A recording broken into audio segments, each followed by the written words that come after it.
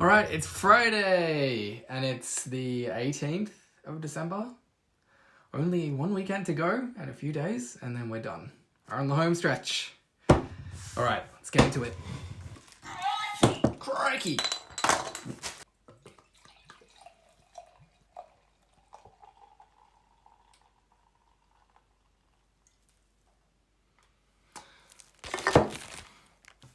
Just from visual impressions, it's looking New England Pale Ale-ish.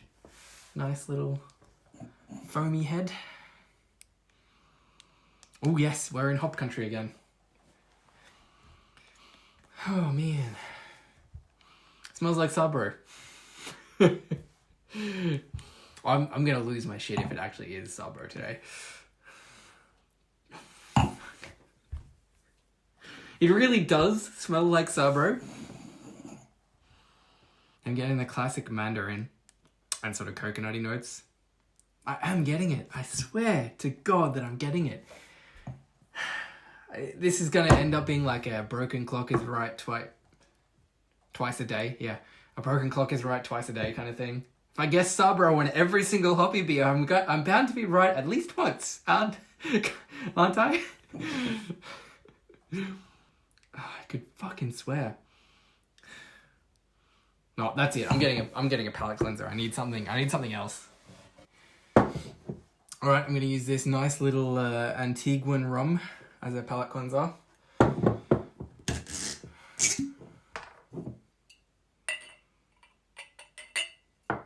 Just a tiny little bit.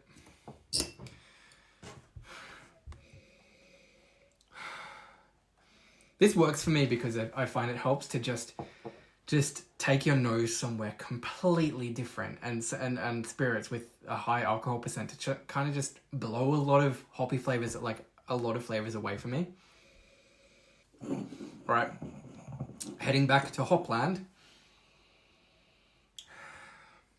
Not as much Sabro now.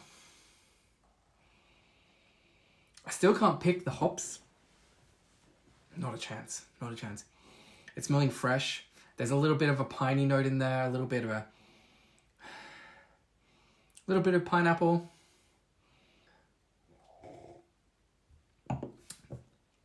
I didn't do a whole lot of drinking of that beer before. It's really nice mouthfeel, really low bitterness, really easy drinking. It doesn't necessarily come off as a low alcohol percentage, even though it's obviously under 4.7%. It sort of makes me think more like 5.5 or something like that. There is a little bit of bitterness in the back there. I kind of love that. I'm not a huge fan of none. I can't place the hops.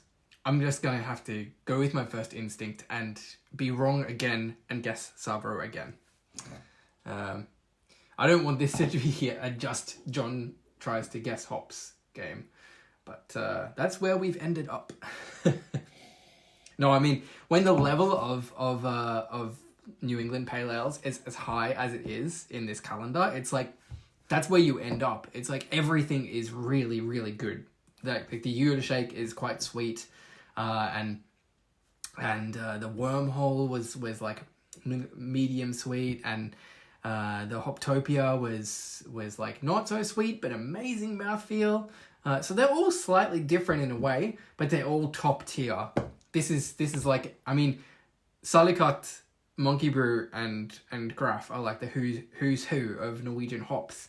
So you'd expect that in their collaboration advent calendar that it is the best of what they can fit inside the format, and that they've delivered on that.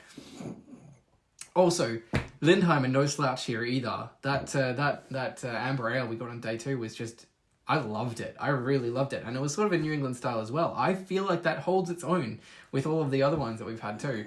It was certainly a different approach to it, but I think that's fresh and I really like it. Ooh, I get some hibiscus notes there. Just on the mouth, on the flavor. Where the hell did that come from? Oh, that's super interesting. Oh, it's probably to do with the rum. Yeah. Oh man. No, I'm super uncertain. I'm not getting out I'm not picking up the notes as clearly as I was at the start. So I'm just going to have to say I've got no idea. It's just really good. Let's find out. So we've got Dead Kitty IPA. Double dry hopped. Oh, that's disappointing. No information? Oh, come on. Well, I didn't guess and we didn't get any payoff. So, I mean, it's just a great beer. What else to say? I haven't really tasted that much of Graff's 4.7% and under offerings because they just don't tend to make it down here. And when I have seen them, they haven't been particularly fresh. But this is a beautiful beer, and I wish it did make it down here more often, because that like hit of bitterness at the end, that is right where it's at for me. I really love the hit of bitterness, and it's something I miss from West Coast IPAs that has just gone out of fashion now.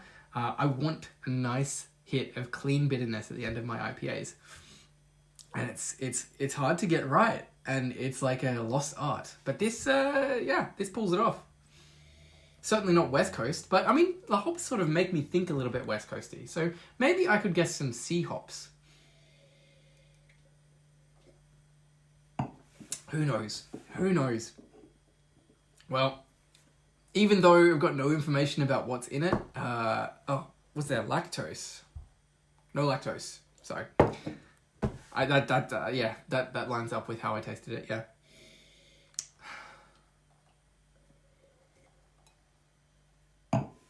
No, it's a fantastic beer, and I mean, you will be enjoying it. I just know it, because why else would you have bought this calendar if not to drink awesome hoppy beers like this? All right, have a great Friday. Drink a whole bunch more hops after this one, and I'll see you tomorrow.